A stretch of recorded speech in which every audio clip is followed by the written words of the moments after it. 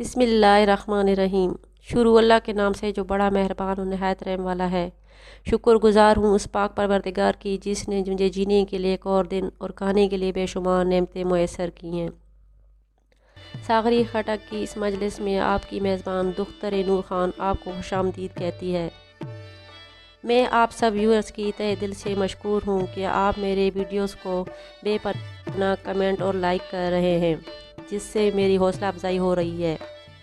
आप में से मौजूदा नए आने वाले व्यूअर्स से मेरी गुजारिश है कि वो मेरे इस चैनल जो कि हिस्ट्री ऑफ सागरी खटक के नाम से है वो सब्सक्राइब करें और साथ में बेल का आइकन ज़रूर दबाएं ताकि हमारी आने वाली हर नई वीडियो का नोटिफिकेशन उनको मिल सके। अब आप सबको तजस्सुस होगा कि हमारा आज का उन्वान क्या है, तो मैं आप सबको बताती चलूँ कि हमारा आज का उन्वान है इलाका नरड़ा पर सागरियों का हमला और कब्ज़ा। तुरी उजाजी कबाइल किस रास्ते से ईरान से आए थे, ये अंदाज़ा लगाना तो बहुत मुश्किल है, लेकिन ये साबित हो जाता है कि वो इलाका नरड़ा पर सागरियों के आने से पहले काबिज़ थे। पंजाब के सिमत तुरी और सूबा सरहद यानी मौजूदा KPK की तरफ सागरी काबिज़ और आबाद थे। मशरकी सागरियों की ये ख्वाहिश और तजस्सुस रही है कि वो शक्कर दरे से इलाका नरड़ा की तरफ अपनी हिजरत से मुतालिक ये जान जाएं कि उनके आबा अजदाद कब, क्यों और किन हालात की वजह से इलाका नरड़ा में आए थे।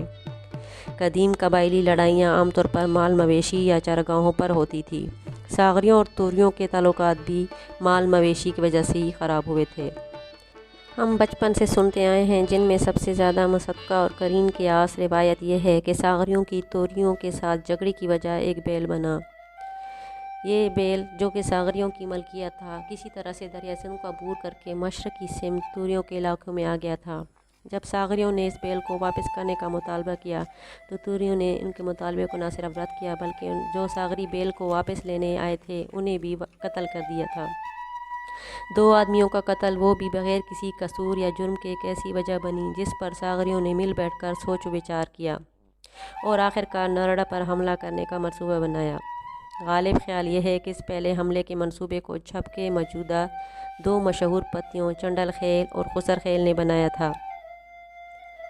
हमला करने वालों ने दरिया सिंध को कश्तियों की मदद से अबूर किया और दरिया सिंध के नज़दीक तकरीबन 3 मील तक का इलाका, जिसको मगरबी नरड़ा कहा जाता है, फ़तह कर लिया और इस पर काबिज़ हो गए। ये हमला मौसम गर्मा में किया गया था। इस मौसम में तुरी कम तादाद में रह जाते थे क्योंकि इनकी आबादी के अक्सर अफराद वादी कुरुम चले जाते थे।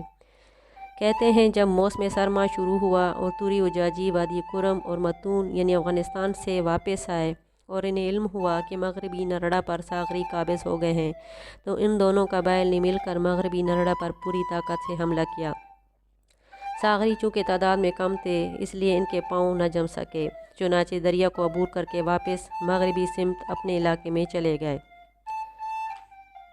तुरियों से शिकस्त खाने के बाद सागरी अपने शक्कर दरा और नदरका के इलाकों में मदद मांगने के इरादे से चले गए।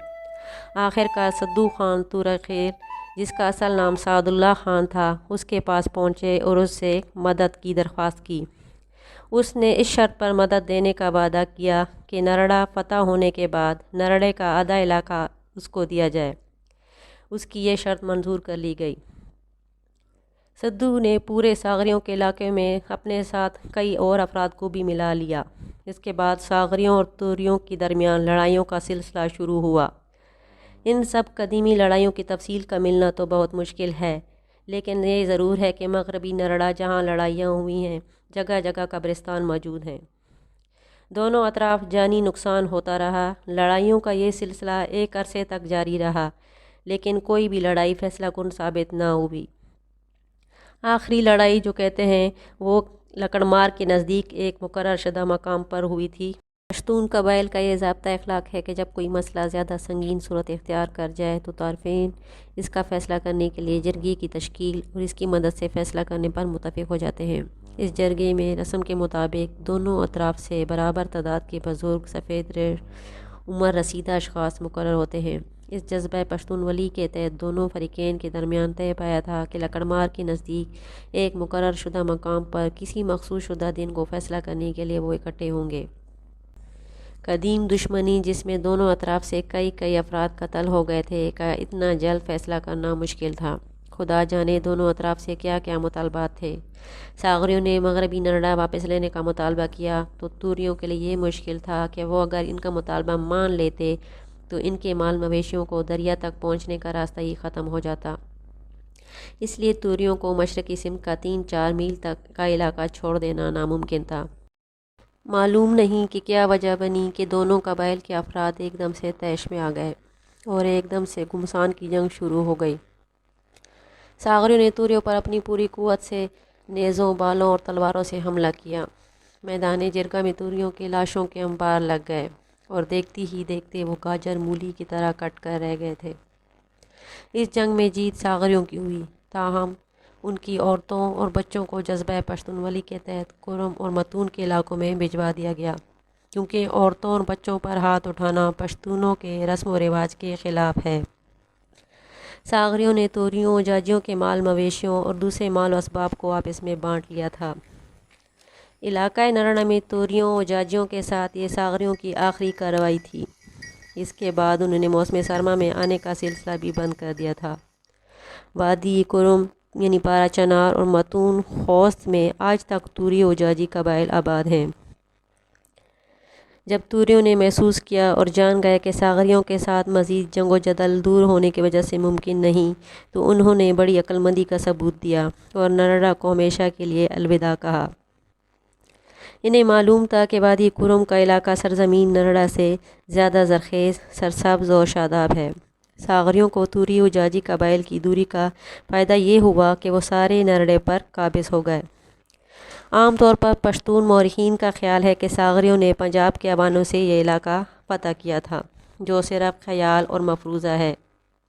ساغریوں نے نرڑا اپنی ہی دور پار کے چچا زاد بھائی کی اولاد سے حاصل کیا تھا۔ توریوں اور ساغریوں کا جدیالہ خگئی اور لقمان خٹک دونوں سگے بھائی تھے۔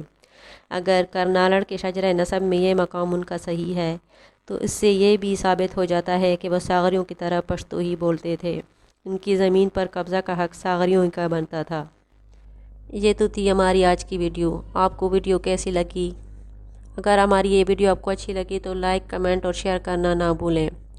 حاضر ہوں گے دوبارہ کسی ایک نئے ویڈیو کے ساتھ، تب تک کے لیے اجازت۔ اللہ نگہبان۔